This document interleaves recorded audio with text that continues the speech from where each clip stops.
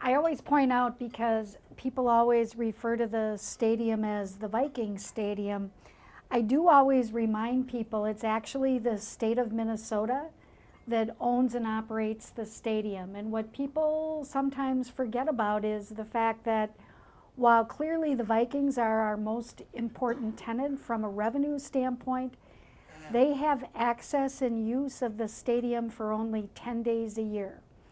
They've got their 10 game days and hopefully 1 or 2 more playoff games should they make it each year. But other than that, the other 350 days are essentially days that the state of Minnesota has to rent the stadium, for use of the stadium, for all the events that we're going to talk about here. So I also point out to people that as part of the agreement and state legislation, the Vikings pay us $10 million a year. So basically $1 million per game is the rent that they pay us, along with a capital investment payment every year. That inflates every year as we go on, and that $10 million a year pays close to 70% of our operating funds for the year. So it allows us to subsidize all the high school and college football, baseball, soccer, and all those Little League events that will be held in the stadium throughout the year. So we just start with that. Now, one of the questions I always get, in fact, Peggy and I were just talking about it before, is, you know, the Metrodome was always such a bust or failure as far as generating any economic development around it. And why have we put this new stadium basically in the same location? And why do we expect a different result? And what I've been really clear about and talked about was, the one thing we wanted to do is make sure that the new stadium basically is everything that the Metrodome was not. So we've designed a very beautiful stadium. It's not, doesn't look like any other stadium literally in the world. Nobody else has a stadium that will come close to this in terms of the just architectural design, but also the functionality of the stadium. Probably the biggest thing, we looked at a retractable roof, which I think a lot of you know they've got in Indianapolis, Dallas. But as we toured those early stadiums and looked around to see how that would apply to Minnesota, we heard from them that even in those climates that tend to be more temperate, people don't really like to be hot and they really don't like to be cold. So they don't open the roof even in a place like Dallas or Indianapolis very often.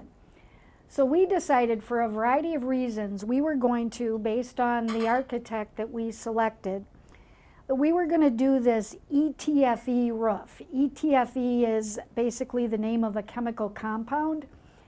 And essentially what it is, this ETFE material has been used all over Europe and New Zealand on soccer stadiums and office buildings for more than 30 years. So we know it's a very hardy, sturdy property. We know how it withstands both warm and cold temperatures. But it's really never been used to any great degree in the United States. So this is going to be one of, I think, the real unique features, and it's kind of our version, along with those 100-foot tall doors that we'll talk about in a minute, the Minnesota version of how we have an outdoor stadium that essentially is climate controlled. So 60% of our roof is this ETFE material. You'll be able to see sun, you'll see clouds, you'll see snow, you'll see rain, and yet in the winter you will be warm. As I mentioned, the owner-developer is the Minnesota Stadium Facilities Authority, or the state of Minnesota. The Vikings are obviously our most important tenant. Our architect has been HKS. They are the same firm that designed the football stadium in Dallas, the Cowboys Stadium, as well as the football stadium in Indianapolis. And if you think about, if you know anything about those stadiums, they're very different. And what really drew us to HKS was they come in, they look at the state, they look at the city, they look at the climate, they look at the environment, and they really design something that sort of fits the character and the development that we're trying to accomplish. And I think they've really done that with this stadium. Probably the best decision we ever made was hiring a local construction firm, Mortensen and Thor. You know, the state, the governor from day one has been very focused and very driven that this is about Minnesota jobs and Minnesota businesses. And by hiring a stadium constructor that's a Minnesota firm, it has ensured us that the businesses and all the subcontracts that go out tend to be all Minnesota companies. We do RFPs, so requests for proposals, so everything is bid. We get the best prices, but Mortensen definitely attracts all local Minnesota businesses. Over 90% of the work that's being done on this stadium, of the $800+ million that's going into the construction price, is going to Minnesota companies. And that to me has been really important, and it's a big part of what we're doing. And that's a big piece of our economic impact for this state. And then we'll talk a little bit more about, we have hired, as you may well know, the old Metrodome. Initially it was built for the Twins, who played 81 games there, and the Vikings. So there was very little time or focus on bringing in all these other outside events. This new stadium, as we talked about, the Vikings only are there 10 days a year. So we want to fill this stadium with events on a year-round basis that are going to bring in revenue to the state and opportunities for all our local schools to also participate in. So we put out an RFP again and hired a third-party operator who's already on board and is doing all the sales and marketing of the new stadium. And they will be operating the new stadium under a contract with us as well. And this is a good example where I point out to people that the state is going to make money. Yes, it's true, the Vikings will make money in this new stadium. For those 10 game days, they clearly are going to make some good revenue, no doubt about it. But the state of Minnesota is also going to make money on the other 350 days. And essentially, we have a contract with SMG that goes like this. They pay 100% of the operating costs, no matter if they make money or lose money. Every year, they pay 100% of the operating costs. They also, no matter if they make money or lose money on this project, they give us a check before they take $1 in fee for $6.75 million a year, inflating every year over 10 years. The next $500,000 goes to SMG as their fee. Any revenue over that they bring in, which should be, hopefully is significantly more, is split 80% to the authority or the state, 20% to SMG. So we are guaranteed on a yearly basis to make $6.75 million. They pay all the operating costs. And we definitely are planning on having significantly more revenue than that every year that we share on an 80-20 basis. So it's true the Vikings are going to make no money, no doubt about it. But so is the state of Minnesota. So I just always point out to people, there's a lot of potential upside for us. Now, as I mentioned, the whole idea of putting this stadium in this area is to, as I mentioned, do it entirely differently than the Metrodome. The old Metrodome was really an ugly building. It kind of looked like a spaceship that landed. You couldn't see in, you couldn't see out. There were fences on the 6th Street side, parking lots in the back. It was really hard to walk to. It was really hard to approach. It never had any development happen around it. This stadium is obviously a whole different animal, and it's beautiful, iconic. It's got, you can see in, you can see out. There's going to be a video board here on the side. You've got these doors are 100 feet tall and 50 feet wide.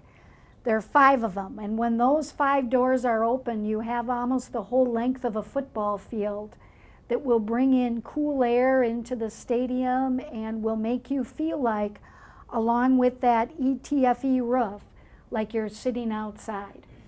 So we've already seen, and we'll talk about it in more detail in a minute, we've already seen there's and I want to emphasize this, there's $1 billion in private investment that is already being built within a few blocks. When I say a few, like right around the stadium already.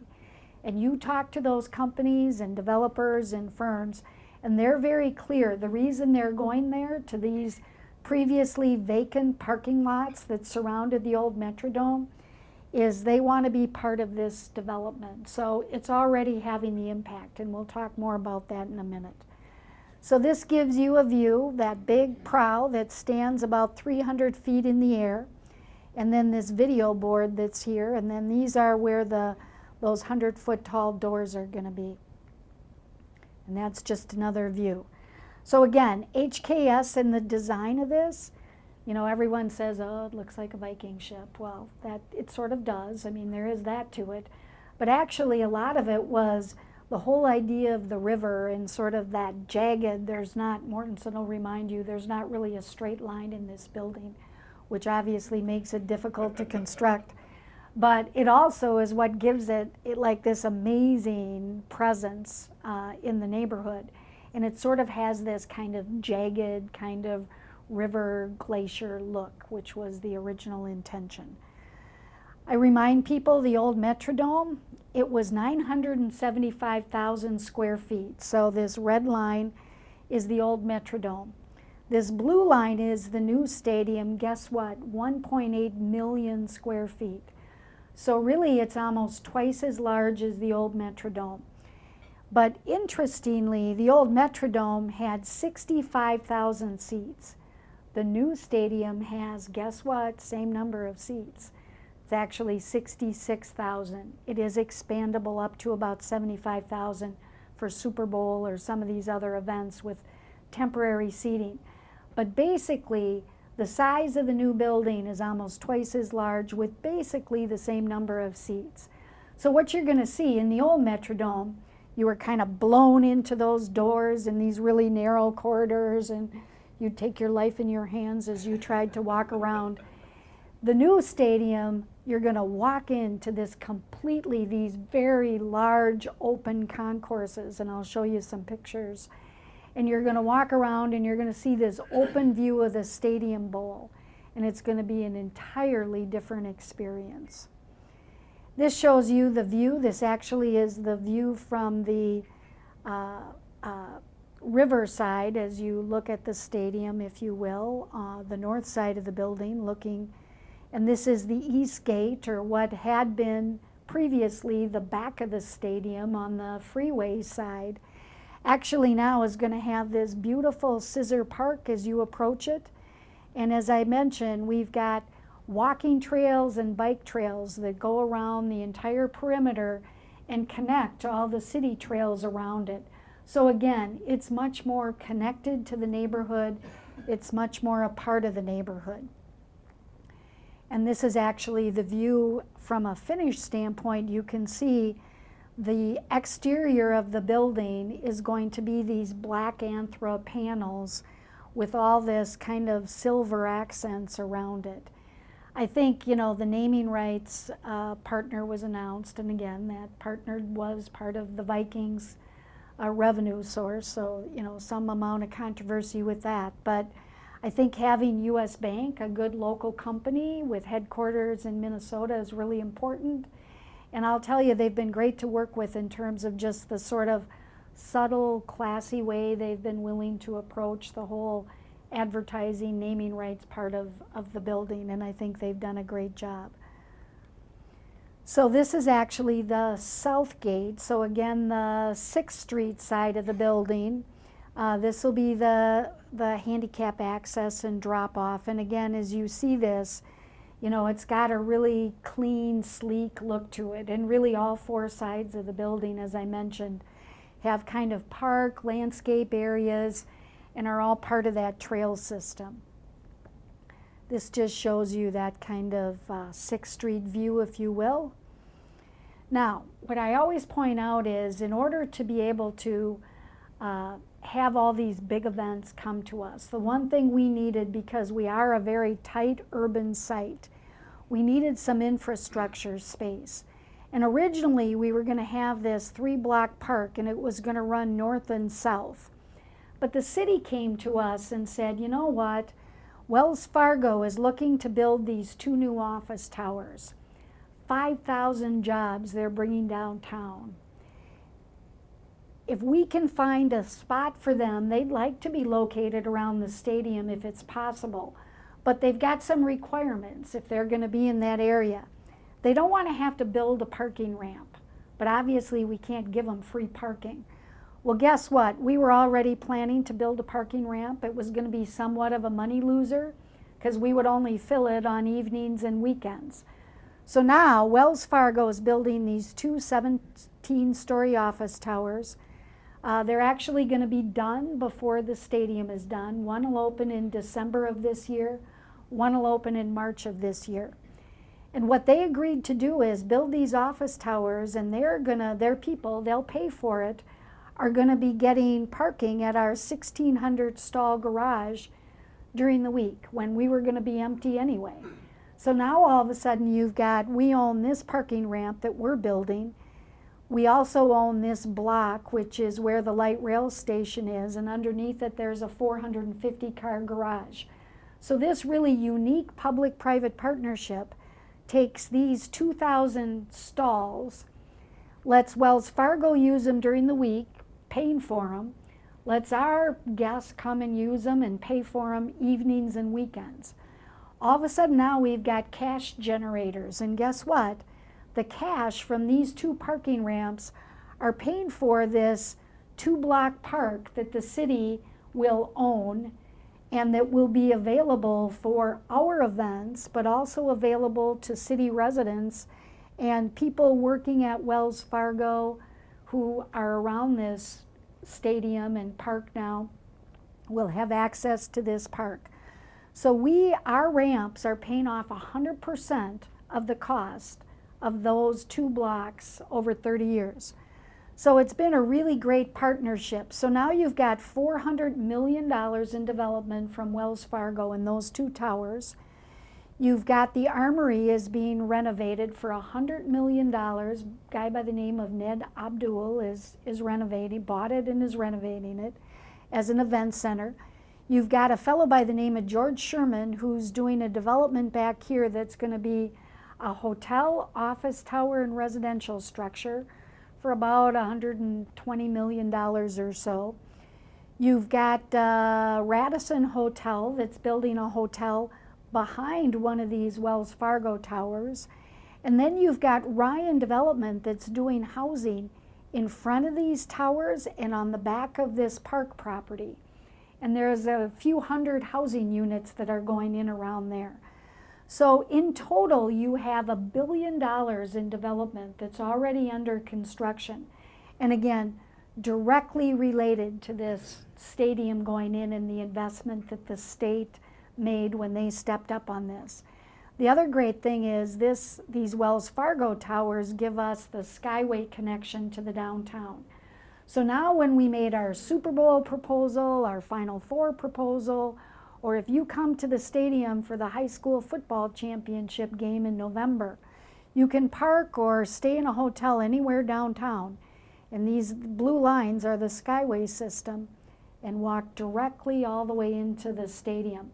That has been a huge selling point as we try to attract concerts and all these other big events coming to the stadium.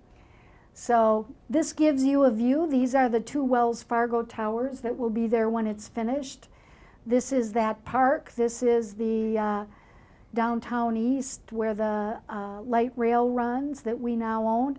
And this is our parking ramp. So obviously this whole area will be completely transformed. The Star Tribune building is coming down, and you're pretty soon going to be able to see that whole park expansive view that's going to be there and part of it. This shows you again those housing units that are in front of these 2 Wells Fargo towers. Now behind here is going to be this Radisson Hotel, and then this other development is directly behind here. Here's the Armory that's under renovation, and here's another housing project that's being built as well. And this gives you a view of what this park can look like on game day. and you can actually see that skyway connection that will come through to the stadium. These are the Wells Fargo Towers under construction. As I say, this first one is going to be finished in December of this year. And this is our, the parking ramps also under construction there as well. Skyway connection will be made. So when we talk about the economic impact of the stadium, it really can be measured in 3 ways. The first way is obviously the project itself. Right now, we are spending almost $2 million a day in construction work happening on that site. And again, 90% of that money is going to Minnesota companies. We currently have over 300 Minnesota businesses that are working on the project. One of them, for example, we've got a huge, as you can imagine, our technology budget is huge. We've got these 2 massive end zone scoreboards and a couple of big ribbon boards that go around. We put out an RFP for that. We had companies all over the country bid on it. One of them was Daktronics, that actually is a South Dakota firm. But they've got a plant in Redwood Falls. So when they made their proposal, they said, look, we will promise to manufacture 100% of all the work in our Minnesota plant. And if you choose us, we're going to add 30,000 square feet to our Redwood Falls plant, and we'll be hiring another 100 workers. And that's going to be permanent at that facility. And if you go down there and you see that facility, you see the impact. Same thing was true with a company called Viracon that's in Owatonna, that's doing all the manufacturing of glass. They've had a huge expansion because of the work that's happening on the project. 1,200 workers on site, and as you can imagine, those are all Minnesota people, basically. As I mentioned, I think I've detailed it enough, $1 billion in economic development around it. And then the big events that we're bringing. And we can argue, does the Super Bowl in January, which everyone has to agree is not a big tourist season in Minnesota, they're coming in 2018. We can argue, is the economic impact 200 million, 300 million, 350 million? I don't know, but we're going to track it and we're going to show you what it means. And if you just intuitively think about bringing 120,000 people to our state for 4 or 5 days, the end of January, the first week in February, stay in our hotels, eat in our restaurants, shop in our stores, it's big. Same thing is true. Final Four is maybe even a better example, because you get back in that rotation and you've got a facility that can be up to standards, and I guarantee you we're going to do a good job when they come in 2019. You get in that rotation, that's an every 4 or 5 year event if you do it right. It repeats. The other thing that we're doing, we're a finalist now for college football championships, which has gotten to be every bit as big as Final Four, and some say potentially Super Bowl. We're bidding on that for 2020. I don't know if we'll get it, but if we do, it would kind of be the trifecta of 2018, 19, and 20. And just to reassure you, we also are a finalist for WrestleMania, which I know many of you care about. And that would be 2017. And that is actually a huge event that we have never been able to host because we haven't had a up-to-the-date facility, but that's like 70,000 people, and they come for 5 days. They do events first at Target Center, and then they come for their big extravaganza in the stadium, and it actually is a really big event. We're a finalist for that 2017, so we'll see. We had a lot of equity goals on this, and we've exceeded every one of them. The workforce goals, 32% minorities. We're actually, our construction workforce is 37% of the folks working on our project are minority workers. Our goal was 6% women. We actually have 9%. And the same thing in terms of the businesses. We've got 15% of the companies doing work are women-owned businesses, and 12% are minority-owned businesses. And we also have a very large veteran-owned business outreach that's going on, as well as for businesses and the workforce. This gives you a little sense, as I mentioned, of sort of Minnesota version of an outdoor stadium. that even in the winter will be warm.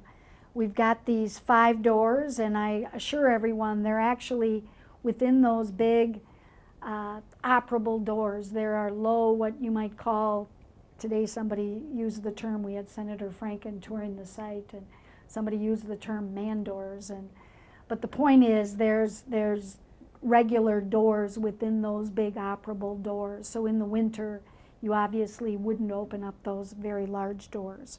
But that, along with the roof, is going to give you, this shows you the view then to the downtown. This is the West End scoreboard that is very large.